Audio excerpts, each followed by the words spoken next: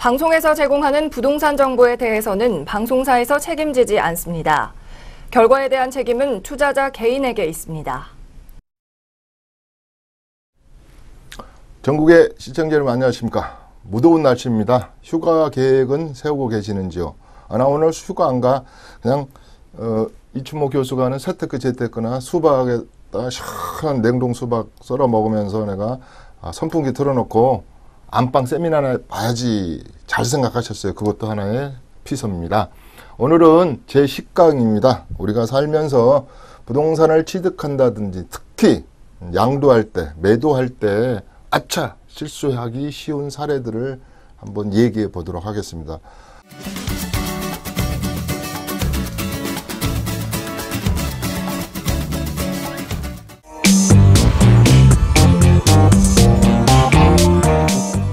그러니까 실수하고 나서 이렇게 뭐랄까 통곡하면 뭐 하겠어요. 이미 기차는 버스는 떠났다 이 말이죠. 그래서 가장 상담을 해보면 나 이것 때문에 우리가 중개사고도 있듯이 부동산 사고라는 게 있어요. 그래서 아이고 이제 되돌릴 수 없어. 이게 이완에 이제 이렇게 엎질려진 물은 실수를 되돌릴 수 없다. 그러면 실수하기 전에 실패하기 전에 이런 것들을 한번 생각해 보자 이런 말이에요. 그 대표 중개 중에 하나가 뭘까요? 무주택 개념.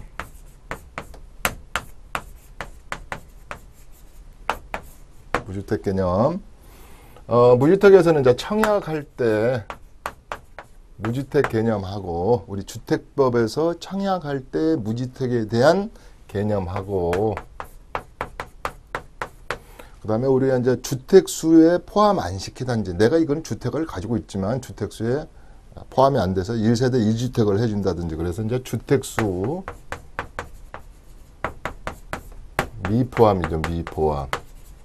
이런 거 한번 청약하시는 분들은 조그마한 집 가격이 미달돼서 어느 면적이 미달돼서 그 다음에 어떤 제곱미터 85제곱미터, 60제곱미터, 40제곱미터 또 20제곱미터 이하 뭐 이런 것들이 부족해서 무주택인데 청약을 못하는 오류를 범할 수도 있는 겁니다.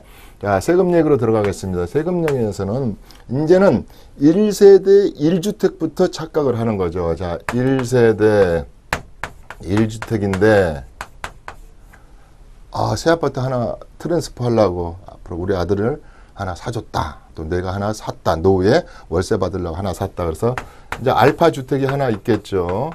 요랬을 때 요 1세대 1주택을 비과세 받기 위해서는 그렇게 요 본가를 이 거주주택이랄지 이 주택을 산 날로부터 1년이 지난 다음에 요 일시적 2주택 이사를 가거나 재테크하는 부동산을 사야지 다음에 2주택을 팔 때 비과세 받습니다. 근데 이 1년을 착각하신 분들이 있어요. 또 증여 아버지가 내가 1주택을 가지고 있어요. 그랬더니 나이 많으신 아버님이 너 내가 죽기 전에 너한테 증여할게. 그래서 증여할 때도 맞아. 증여도 무상 취득이잖아요. 취득입니다. 상속도 취득이고 증여도 취득인데 이것도 요 본주택을 산 날로부터 1년이 지난 다음에 증여받아야지 이 주택을 비과세 혜택을 받는다 이래요. 근데 이거 실수 의외로 많이 하시는 분이 있다. 그래서 1년 이렇게 생각하고 요거의 무주택 개념은 금액과 면적을 생각해라. 심지어 84점에 도전하기 위해서 또 우리 전번에 희망타운 이렇게 신혼부부 7년 이내에 2년 이내에 있는 신혼부부들은 이런 걸 생각할 때 내가 무주택인지 다주택인지 또 다둥인지는 알죠. 내 애가 몇 명인지 내 처자식을 합해서 몇 명인지는 알지만 무주택인지는 잘 모른다. 그 다음에 1세대 2주택이 일시적으로 됐을 때 이걸 착각하시는 분들이 많더라. 3번이 1세대 1주택일 때 알파가 되는데 2주택이야. 1세대 2주택이었을 때 플러스 하나가 생기는 거야. 어떻게 생기겠죠? 자, 상속으로 생길 수도 있고, 아까 증여로 생길 수도 있고, 이렇게 생길 수가 있겠죠. 전번에 이런 건 안 하겠습니다. 제3자와 공유해냈을 때는 0.01평만 가지고 있어도 주택수에 포함된다.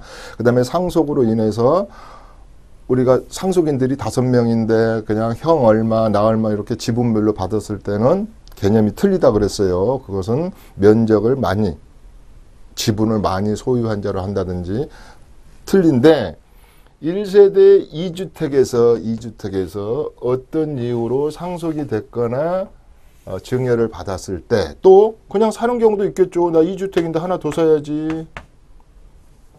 매입하는 경우도 있겠죠. 이랬을 때 이 주택에 대한 비과세 혜택이랄지 이런 특례를 적용받을 수 있느냐. 결론부터 말하면 적용받을 수 있습니다. 순서를 지키고 내가 A, B, C 주택이 있는데 어떤 컨디션을 잘 본 다음에 순서를 지켜서 팔면 똑같이 비과세 혜택이 있다.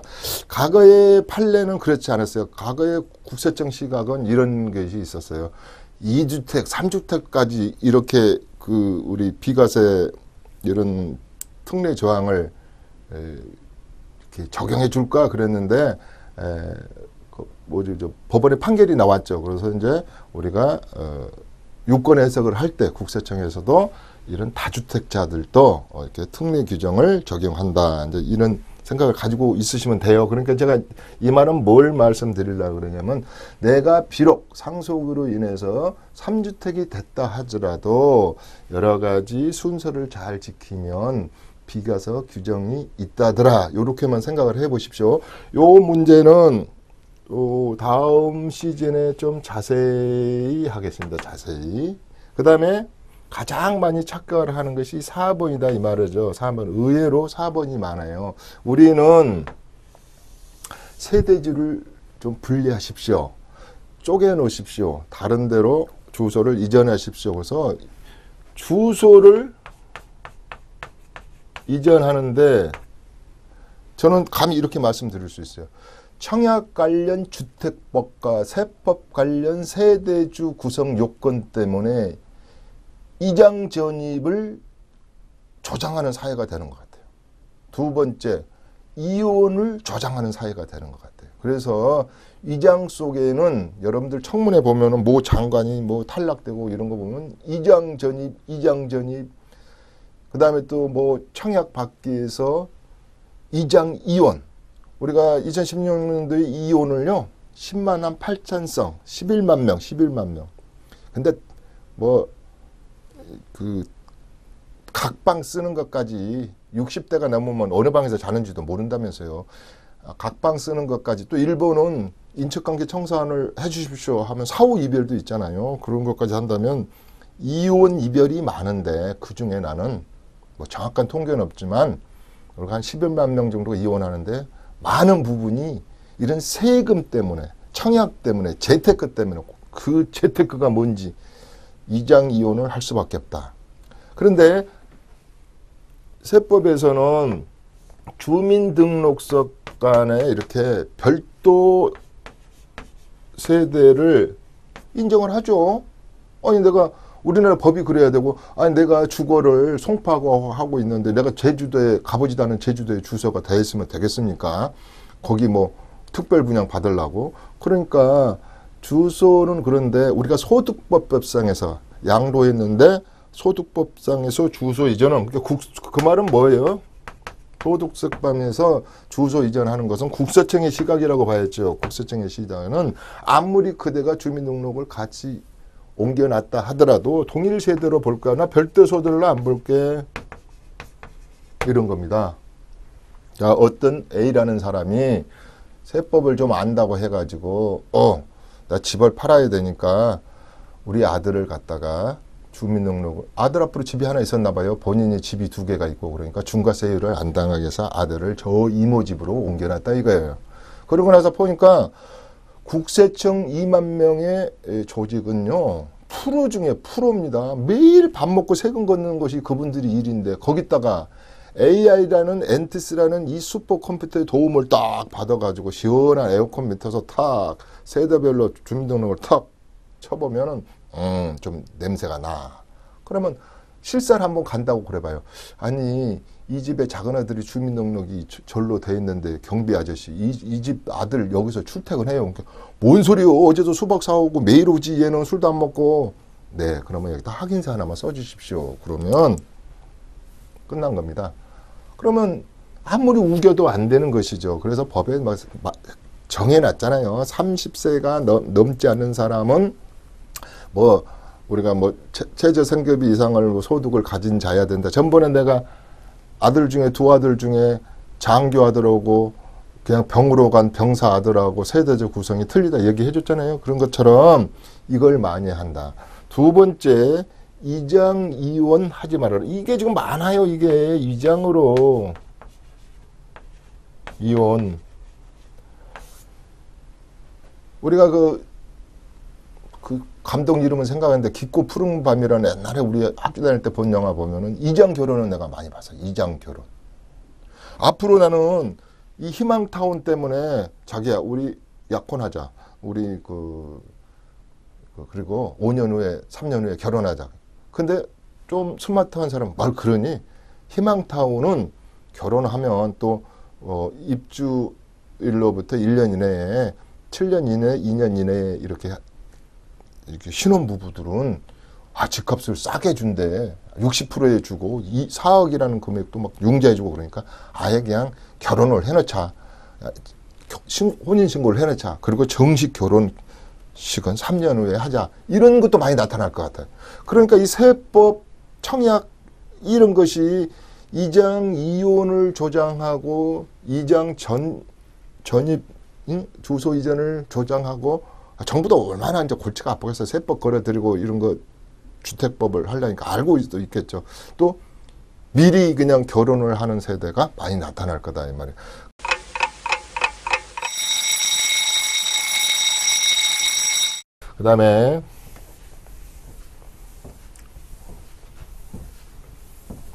그다음에요. 어떤 사람이 집이 하나 있어요. 집이 참.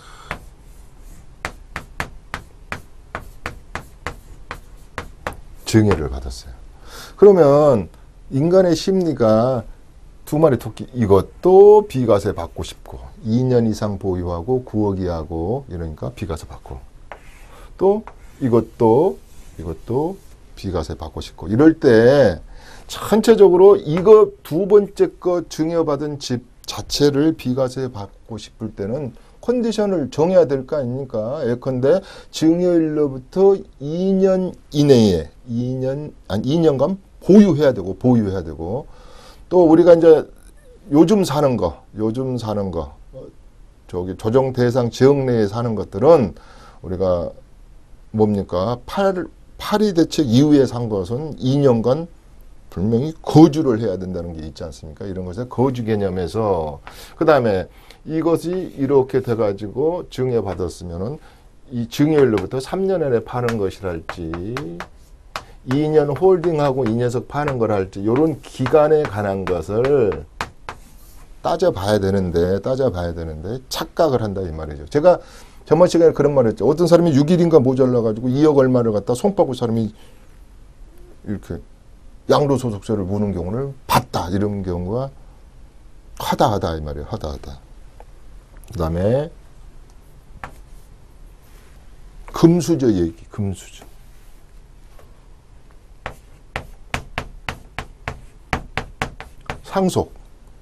상속을 집을 한 채만 상속인에게 아버지 어머니가 물려줘도 금수저인데 다이아몬드가 있어. 다이아몬드 수저가 있어요. 다이아몬드 수저. 그것은 여러 채를 아버지가 주택임대 사업자를 6, 7개 하다 물려주는 것도 받고 여러 채를 물려줬을 때 그러면 이걸 다 우리가 특례를 적용해서 비과세 혜택을 줄 거냐. 그렇지는 않죠. 여기에서 뭐 가장 오래 산 부모님이 피상속인이 오래 산 거에서부터 그래서 한 채만 구제한다 이런 개념이랄지. 그래서 요 한 채를 팔을 때 특히 내 집이 하나 있고 상속주택을 팔 때 뭐라 그랬어요? 제일 중요한 거. 요 주택을 항상 나중에 팔아야 된다. 나중에 팔아야 된다. 이런 얘기도 하고 그랬습니다. 그래서 5년 합가, 봉양, 이혼, 그 다음에 그 신혼부부가 결혼으로 해서 두 채 됐을 때 어느 주택을 몇 년 안에 팔아야 된다. 또 우리 봉양주택은 이제 작년에 세법이 바뀌어서 10년 안에 팔아야 된다. 이런 것들이 있지 않습니까? 그래서 그런 것이 간단한데 선후관계하고 상속 중에는 특히 마찬가지겠네요. 여기 7번을 이렇게 쓸까요? 자, 본 집이 하나 있는데 내가 분양권을 하나 샀다든지, 조합원 분양권도 마찬가지예요. 이거 파는 순서를 굉장히 중요시한다 그랬습니다. 그래서 어떤 게 팔면 중과세 받는다면, 오늘 그거는 하는 게 아니에요. 실수하기 쉬운 사례들만 가지고 계시고 다음에 이렇게 디테일하게 할 때 하겠다 이 말이에요. 이런 거 상속받았을 때, 증여 받았을 때 이런 거에 대한 것이 의외로 특례를 종용하는 것이 한 18가지 정도 돼요. 난 또 한 1시까지 되는 거예요. 그러니까 요것은 뭘 중요시하냐면 선후관계와 기간을 혼동, 자기만 착각 사진 찍는 거예요. 해가지고 실수하기 쉽다 이 말이에요. 이거. 자, 8번으로 한번 가볼까요? 8번. 어떤 사람이 8번. 내 집이 있어 이게. 그리고 줄렁 있으니까 나는 다주택자래.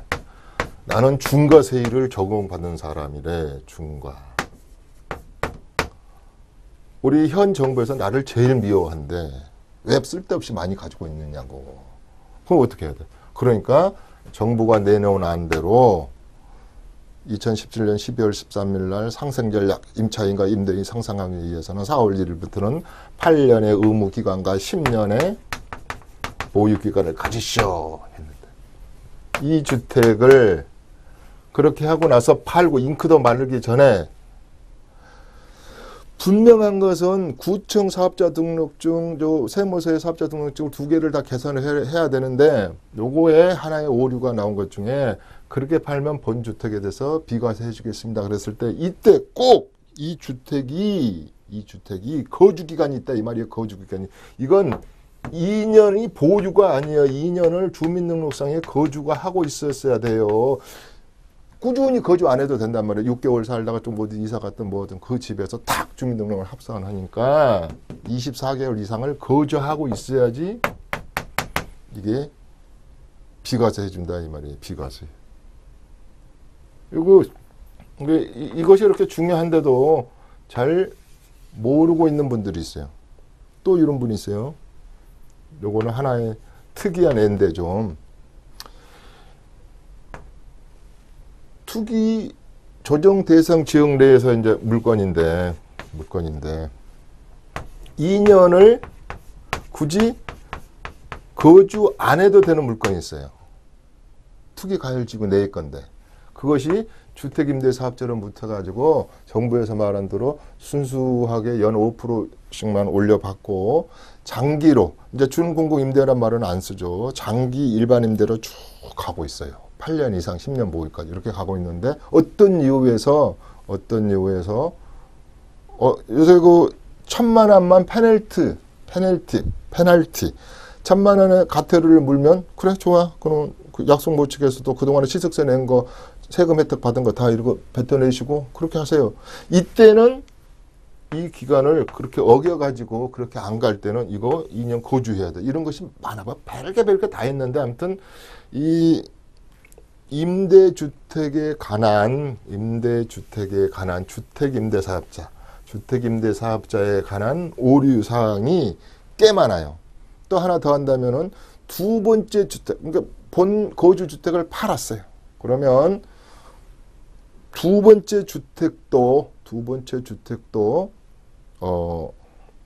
비과세를 받기 위한 것은 여러 가지가 우리가 이렇게 지켜야 될 룰이 있는데 그 룰을 무시한다든지, 또 임대 기간 동안에 발생한 양도세만 감면해 주는데 그 전 것까지 또 잘못 계산한다든지. 그래서 많습니다. 그런 것들이 많다. 그래서 아까 8번에는 주택임대사업자로 묶었을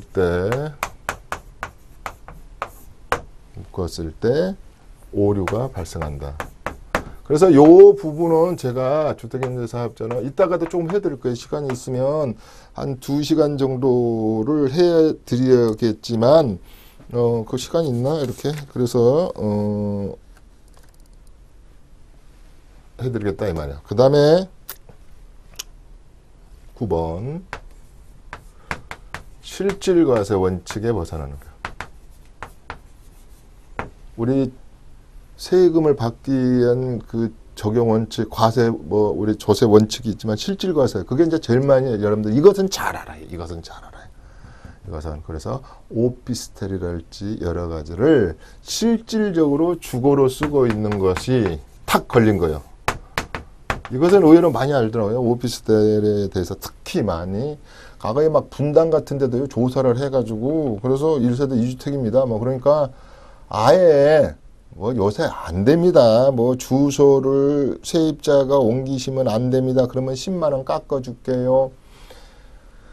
또 우리 부가가치세 또 잔뜩 건물분 환급 받아가지고 시간이나 세월에 가가지고 6개월 단위로 이렇게 해서 10년이 지나면 이제 1년 단위로 10년 또 6개월 단위로 그러면 20번인가요? 이렇게 해서 지나면은 이제 벗어날 수가 있는데 그 전에 이걸 주거용으로 써가지고 어떻게 체킹한다고 그랬어요?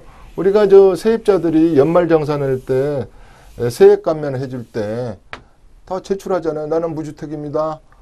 주인하고 그 계약서 제출 안 해도 돼요. 이렇게 하다 통장에 입금된 것만 가져오세요. 그러면 어머, 이거 집으로서 2개나 오피스텔을 임대했구만요. 그 본주택 받을 때 3주택입니다. 중과하겠습니다. 그런 거네. 그래서 이 실질과세 원칙에서 오류가 많이 발생한다. 10번째는 농어촌 주택에서 문제가 많아. 농어촌 주택. 농어촌 주택이 기농주택, 기여주택, 그까짓 것. 그 다음에 어설프게 아는 거예요. 어설프게. 누가 그러는데 20만 이하의 도시에 주택이 하나 있는 거에 대해서는 그 주택수에 포함 안 된다. 맞은 것도 있고 틀린 것도 있어요. 그래서 이것을 분명히 세법에는 이 조항에 대한 이거 특례 조항에는 이걸 컨디션을 쫙 정해놨어요. 한억원, 4억, 일반 건은 취득할 때 2억, 그 다음에 날짜도 정해놨는데 이게 보통 어려워. 이게 보통 어려워요. 내가 세법을 다 웬만한 건 깨고 있는데 이거 다 외우지 못하겠더라고. 이거는 책 보고 해야 돼. 기농주택은 언제고 고양주택은 또 언제고 금액은 살 때 금액은 어떻고 한옥은 어떻고 면적은 어떻고 그 다음에 20만 이하의 어느 시에 있어야 되고 그 다음에 10년 이상의 주소가 있어야 되고 복잡. 그러니까요. 세금을 어떻게 하냐면요. 보세요. 저는 매일 밥을 먹고 세법을 연구하고 재테크를 연구한 지가 30년이 넘었잖아요. 그래도 얼마나 무서운지 몰라. 그래서 어떤 게 탁 있으면요. 이놈을 탁 갖다가 이제 분석 들어가잖아요. 아까 살 때부터 매도할 때부터 보유할 때부터 쭉 그 다음에 세대별로 쭉 해가지고 이것을 요렇게 맞춰보고 요렇게 맞춰보고 요렇게 맞춰보고 한단 말이에요. 그래서 몇 번 또 검산도 해보고 하물며 시청자 여러분들은 이걸 가닥을 잡을 수도 없을 거 아니에요. 그러니까 그 전문가를 찾아가는 게 아니겠어요. 그래서 요런 것도 있잖아요. 이렇게 보면 우리가 주택수에 포함하지 않는 것 중에서 서울특별시 그다음에 광역시가 6개인가요? 여기에 있는 거를 외에 물론 요 안에 있는 거 면, 동 시에 속해 있는 읍 속에 들어있는 거 이런 것은 포함되지만 외적에 있으면서 기준시가가 3억 이하인 것은 주택수에 포함 안 한다더라. 또 우리가 주택임대사업자로서 모든 혜택을 이따 한번 해드릴까? 10가지 혜택을 받기 위해서는 6억 이하, 지방은 3억 이하, 85제곱미터 이하를 가지고 주택임대사업자를 하는 것이 편한데 우리가 면적 기준은 없어요. 주택임대사업자에서. 그래서 그런 거에서부터 컨디션을 잘 지켜야 됩니다. 잘 지켜야 되는데 이걸 잘 모르시는 분들이 좀 있어요. 그래서 요것을 이건 옛날에도 있었어요. 옛날에도. 우리가 간주 임대료 계산할 때 자, 1세대 1주택의 전세는 얼마를 받든 간에 과세 안 하겠습니다. 2주택까지도 과세를 안 하겠습니다. 전세 준 것은. 그러나 2주택부터는 월세 받는 것은 과세하겠습니다. 1주택 가지고 월세 받는 것이 기준 시가가 9억 이하짜리는 한 달에 1,000만 원을 받더라도 그런 분 봤어요. 요 다가구에서요. 다가구, 다세대 말고 다가구에서 단독주택으로 봐서 월세 받아가지고 세금 신고 안 하고 그 다음에 과세도 안 하는 그런 경우가 많이 있죠. 그래서 그런 거에서부터 이게 중요한 역할을 한단 말이에요. 과거에도 있었어요. 간주임대로 아예 이렇게 우리 송파 세무서 같은 데 들어보면 3억 이하의 뭐 60제곱미터 이하의 주택을 100채를 보유하고 했어도 간주임대료 계산 안 하면 주택수에 포함하지 않으면 뭐 이게 왜 있었겠어요? 미부장이 과거에 많이 되니까 지방이 다 주고 간다 이 말이에요. 그러니까 그걸 활성화시키려고 서울 사람들이 지갑을 요새요. 그러면 그 주택수에 포함 안 줄게 막 이런 특례 조항들이 있잖아요. 그다음에 많이 묻는 질문 중에 하나가 요새 부쩍 물어요. 부쩍 묻는 거예요.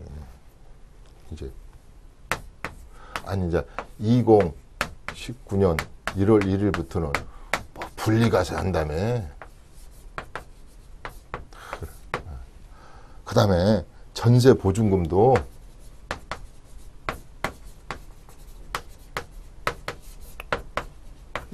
임대소득으로 과세한다면서 이런 얘기를 해요.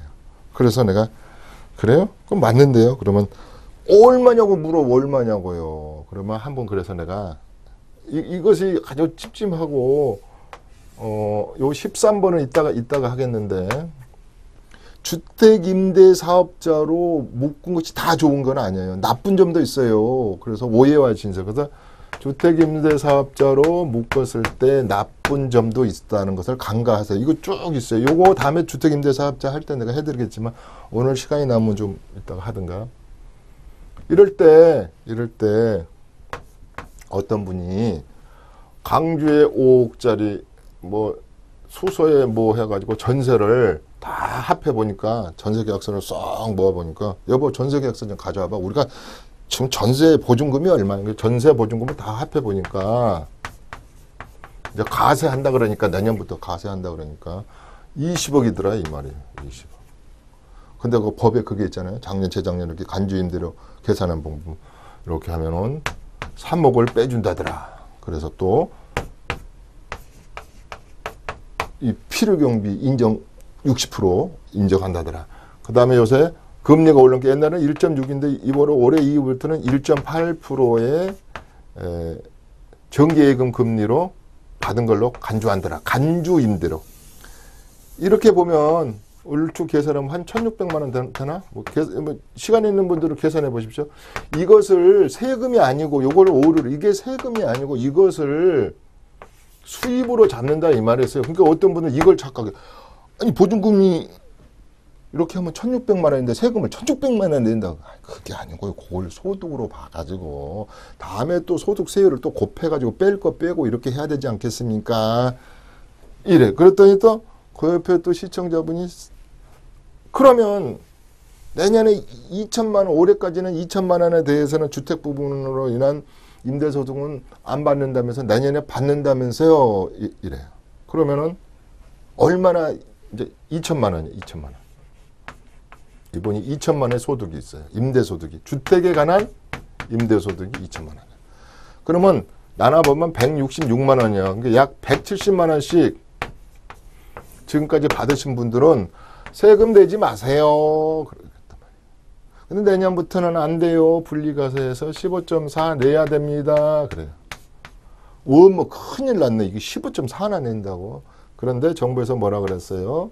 단기하고 장기하고 주택을 일반 임대를 하는 분들은 소득세 공제가 있어요. 소득세 공제를 해서 이렇게 세금이 나온 것 중에 소득을 홀쭉하게 해가지고 계산해 보면 이것을 친절하게 국세청에서 안내책자에 다 만들어 놨어요. 작년에 그 임대주택 활성화 방안 하니까 주택임대사업 많이 내세요. 겁먹지 말고 내세요. 이렇게 장기로 하면 그러니까 그 계산 다 해놨어요. 이렇게 아까 75% 감면 또 안 한 사람 있어. 안 한 사람도 50% 감면, 75% 감면 이게 있어요. 이것도 40% 감면이든가 이렇게 있어가지고 내년에 166만 원 정도의 집으로 인해서 월세를 받는 분들은 올해까지는 안 냈는데 내년에는 이렇게 주택임대사업자로 묶으신 분들은 한 7만 7천 원 내시면 돼요. 그래요. 7만 7천 원 내시는 거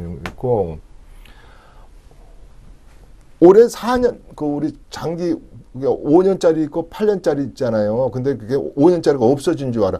세금 혜택을 안 받으려면 지금도 5년짜리 등록이 가능한 겁니다. 주택임대 사업자에서. 그것도 이제 알아주셔야 하는데. 그러면 단기짜리는 이 소득공제를 좀 적게 해주니까 21만 원 정도 되든가 그래요. 이렇게 21만 원 정도 된다. 이렇게 해서 그게 이거 내는 거예요. 그러니까 이건 내는 거 이거. 그런데 아까 안 한 사람은 50%니까 세금이 좀 있다. 이게 지금 계산하니까 한 80 얼마 나오던가 내가 몇 계산도 했는데 잊어버렸네. 지금 뭐 계산할 수는 없죠. 이렇게 빼고 뭐 그렇게 나온다. 이렇게 이제 이렇게 이걸 묻는 분들이 있어요. 많이. 그러니까 이제 다시 말해서 13번은 뭐냐면 주택 임대 소득에 대한 걱정. 주택임대 소득에 대한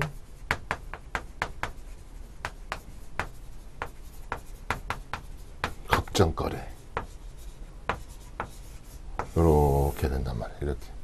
그래서 그 외에도 뭐 하나 더 하고 갈까요? 이게 보면은 우리가 요거는 하나 해드리고 가야 되겠다. 이건 또 다른 거 하려고 그랬는데. 자, 이런 분이 있어요. 이런 분. 14번.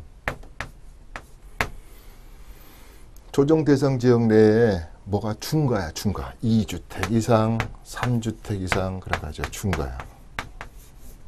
근데 1세대 1주택인데 뭐가 이렇게 있어가지고 중과가 됐다 이 말이야. 중과가.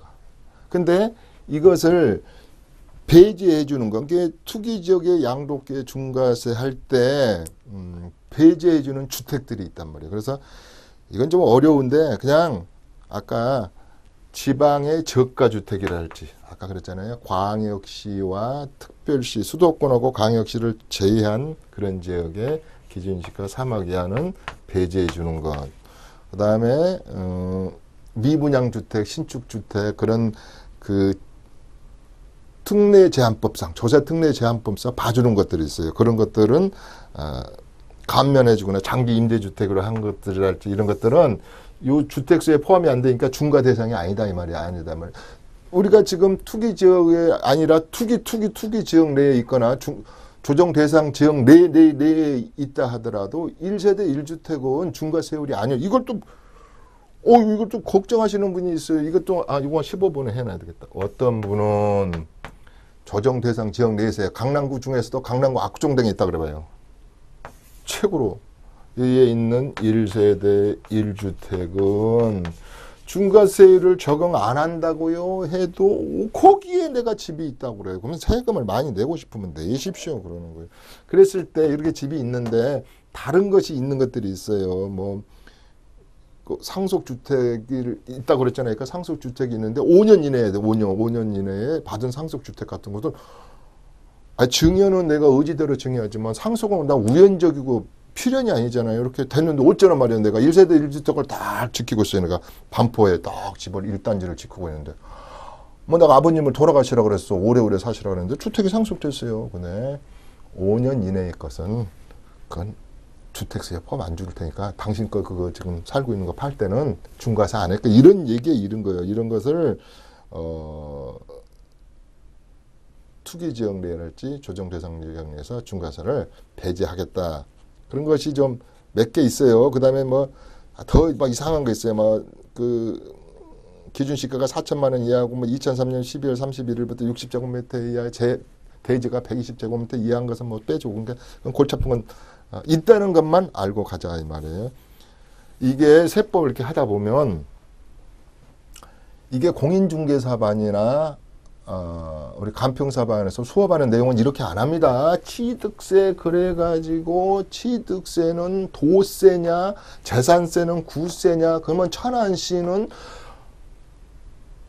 옛날에 이다가 이제 수업할 때 뭐 그분 들은 게 있는데, 도지사 안희정 씨한테 내야 되냐 천안시장한테 내야 되냐 하는 것에서부터 어디에 기결되냐부터 조세의 국세의 원칙에서부터 재산세는 구세냐 뭐에서부터 그것은 시험을 보기 위한 겁니다. 그거 알아서 여러분들이 이 재특기 세특기에 뭔 도움이 돼요? 공인중개사 시험 올해가 29회인가? 간평사 시험 보실 거예요? 그거 아니지 않습니까? 지금 그것을 또 원하는 시청자분이 있어요. 그러려면 공인중개사에 도전을 하셔. 왜냐면 왜 그걸 자세히 안 해주냐. 그러면 이 많은 수업을 어떻게 다 하냔 말이에요. 그래서 그 수업은 따로 있는 거예요. 그 다음에 이렇게 1세대 1주택은 그렇다. 그래서 이런 예사항이랄지 배제 기준을 잘 좀 알고 있어야 되겠다 이 말씀을 하는 거고, 그 다음에 뭐 합산가제 이거는 하나 하고 가야 되겠다. 15개 짝을 채워야 되니까. 어떤 사람이 집을 내가 그랬잖아요. 이건 한번 해줬어요. 1월 1일부터 12월 31일 걸 합산한다. 그런데 이게 두 가지가 발생해요.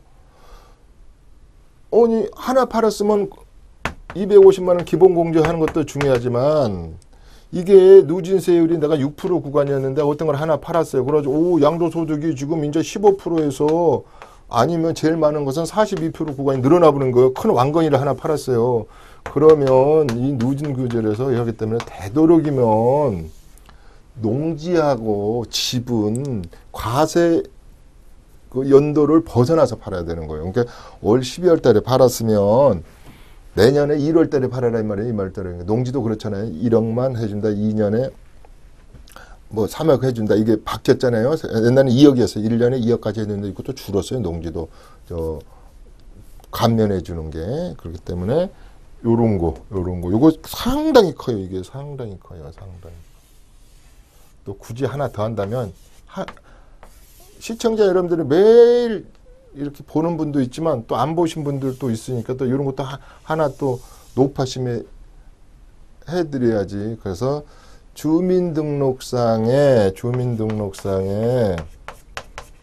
세대 구성의 소득법에서는 배우자의 존비속 그러니까 가점 3점 더 맞으려고 장인어른 잘 시골에서 이사하시는 분 장인어른 제가 의료보험 내드릴게 하고 우리 집으로 주소자 옮기시죠. 그럼 왜?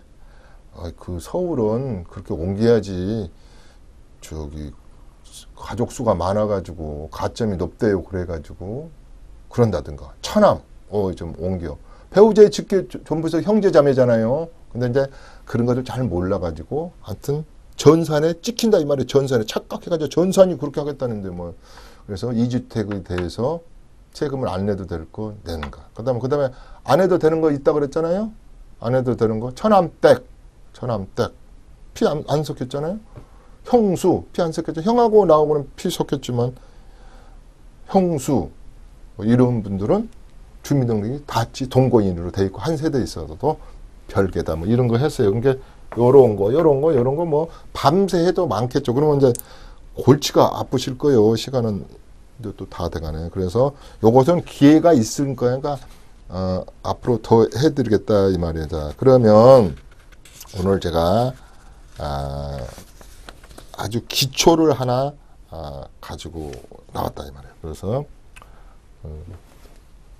부동산의 세금은 흔히 말씀하신 대로 선택이 아니요. 국세청은요 필수적으로 악을 쓰고 이 말하면 또 국세청 하여튼 세금을 거저 들이잖아요. 작년 2016년에 모 국회의원이 국세청에 자료 좀 주시오. 그래서 뭐요? 탄류소득이 어디서 많이 발생합니까? 그랬더니 자료를 딱 줬잖아요. 네, 증여세가 좀 문제가 됩니다. 그래요? 얼마나 되는데? 한 9천억 정도 뭐가 되더라고요. 그 다음에 또 뭐가 국세청하고 다툼이 있어가지고 이렇게 세금을 살살살 피해갑니까? 2등이 뭡니까? 그랬더니 2등은 상속세입니다. 요 두 개는 뭐예요? 정부 부가 결정주의라고 그랬잖아요. 그대가 세금을 내도 바로 끝나지 않고 그 팀이 딱 지방 30억 이상 넘은 곳은 굉장히 디테일하게 지방 국세청에서 이렇게 조사 또 TF팀을 탁 구성해가지고 오케이 됐습니다. 했기 전까지는 안 된다 그랬잖아요. 이게 많아. 그 다음에 양도소득세가 다툼이 많습니다. 그 다음에 부가가치세 이렇게 돼 있어요. 이렇게.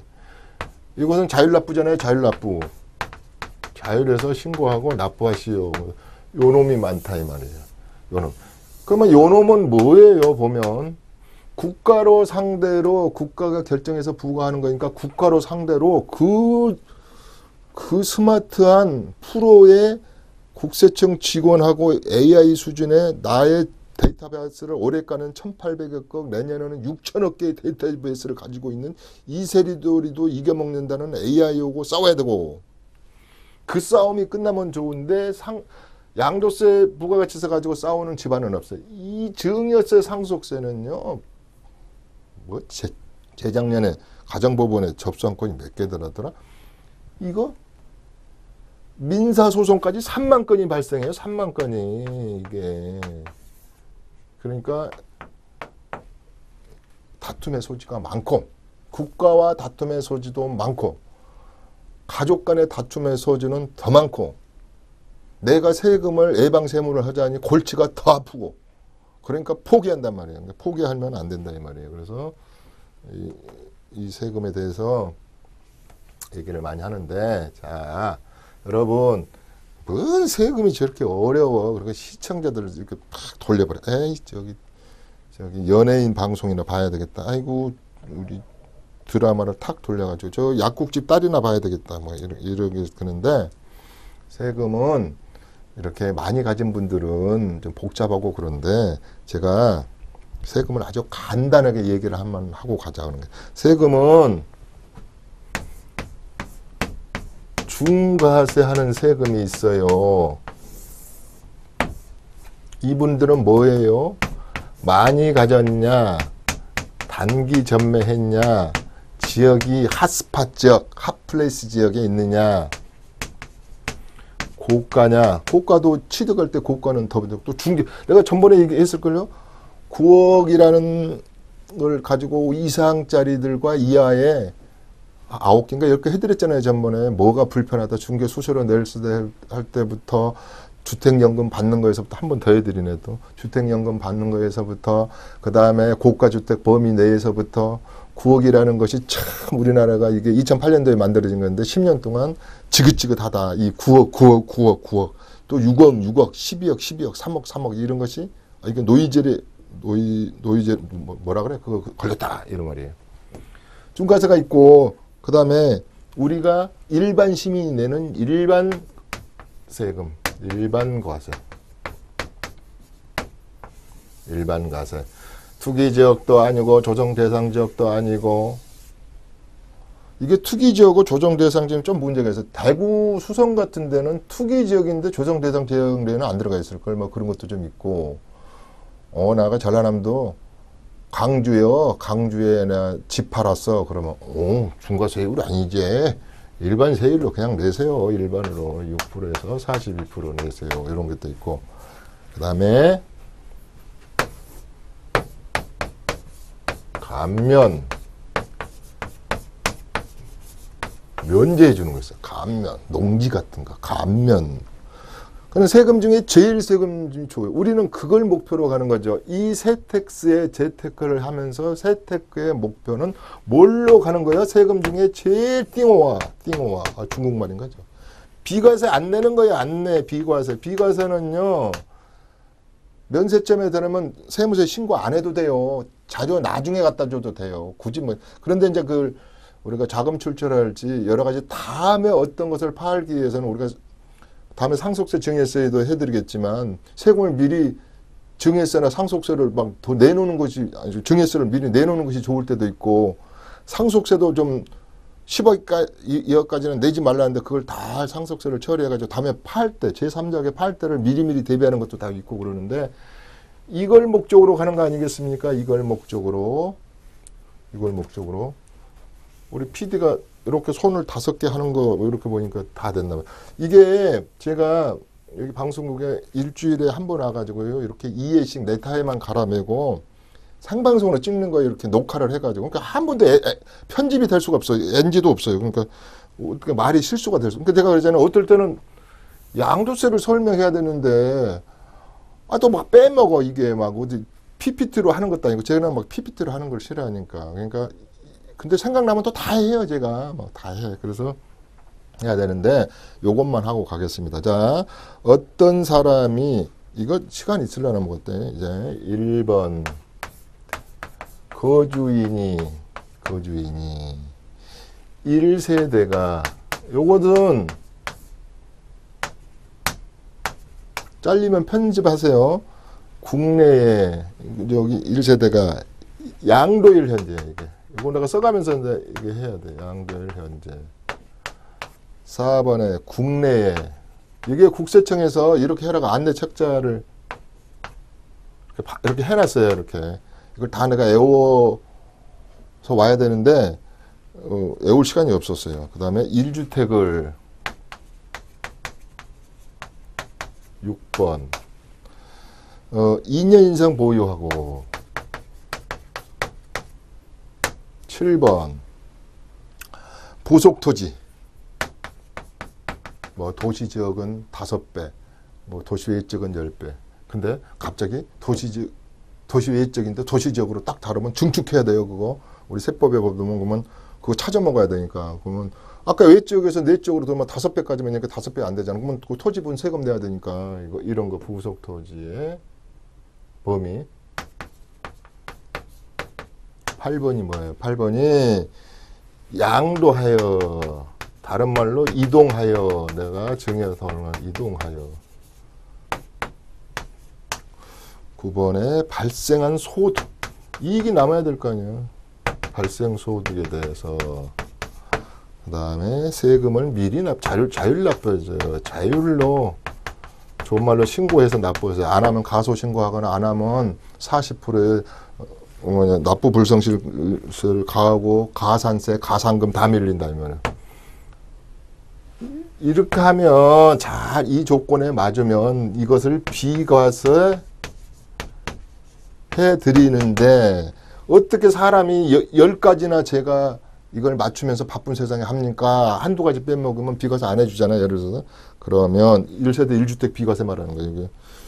1세대가 1주택을 비과세 받기 위해서 9억 이하다, 9억 이상이다, 뭐 초과됐다 이러는데 그러나 외에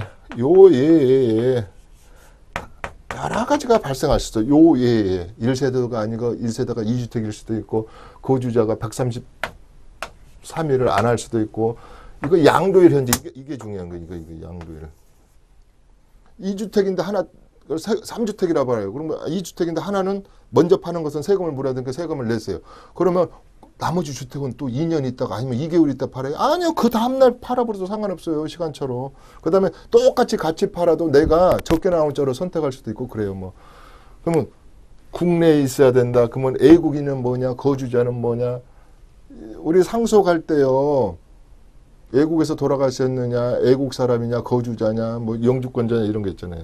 한 개의 주택을 2년이잖아요. 2년.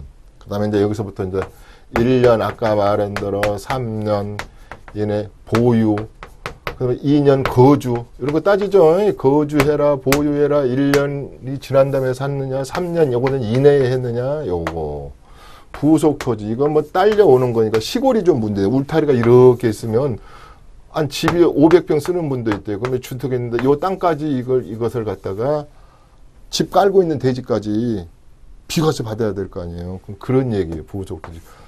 우리 도시지역 내에서는 5배까지, 10배까지. 양도 안 하면 안 돼. 양도도 뭐 우회증여, 우회상속, 우회양도, 뭐 제3자 어떻게 뭐 비트는 거 이런 거 장난치지 마세요. 이런 거.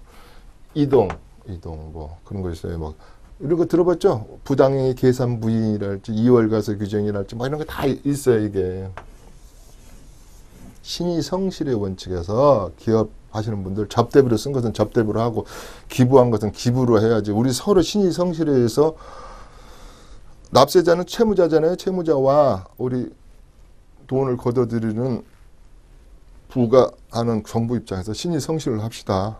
여러 가지 막 있잖아요. 그 다음에 감면해 주는 게 있어요. 이렇게 아까 감면 이런 거 비과세 해주고 이런 것은 사후관리 원칙이 있어요. 사후관리. 지금 감면을 해주는데 미리 감면을 해줘. 좋아. 하도 납세자, 심지어 소비자, 납세자, 채무자 여러분들이 아유 그냥 장사도 안 되고 힘들다 그러니까 미리는 감면을. 근데 어떤 컨디션을 지켜야지 감면해 줍니다. 그래서 사후관리 원칙이에요. 그래서 자율신고. 이것은 그 대신에 자율신고했어요. 옛날에는 자율신고하고 뭐 그러면 양도소득세 10%씩 깎아주고 그랬는데 우리 상속세 이런 것만 7%. 내년부터는 5% 없어진다 그러다 앞으로도 그런 거 안 깎는데 미리 냈다고 해서 안 깎아주겠다는 거지 이제. 옛날에는 있었잖아요. 발생한 소득 요걸 가지고 세율로 공제하고 이렇게 돼 있는데 왜 이걸 했냐면 이제 생활이 다 됐는데 이거 다시 할 거예요. 이거 다시 요 틀을 달력에 딱 적어 놓으시라 이 말이에요. 시간이 다 됐대요. 자, 이쯤에 세트크 시즌 3의 중에서 10강 했습니다. 우리가 부동산 세금 중에서 실수하기 쉬운 사례들을 몇 가지를 했는데 앞으로 계속 할 거예요. 계속 여러분들이 기가 닳도록. 그러다 보면 저거 나하고 관계되는데 그럴 거여서 11강에서 찾아뵈는 걸로 하겠습니다. 자, 다음 시간에 다시 찾아뵙도록 하겠습니다. 이춘모의 시간이었습니다. 감사합니다. 시청자 여러분. 매주 화요일 11시부터 1시까지 이춘모 대표의 무료 세미나가 있습니다. 삼성역 1번 출구 해피하우징 교육원에서 열리고요. 부동산 절세 세무 전략과 보유 부동산 세 판짜기를 주제로 강의가 진행됩니다. 예약 문의는 02-6344-7558번으로 해주시면 됩니다.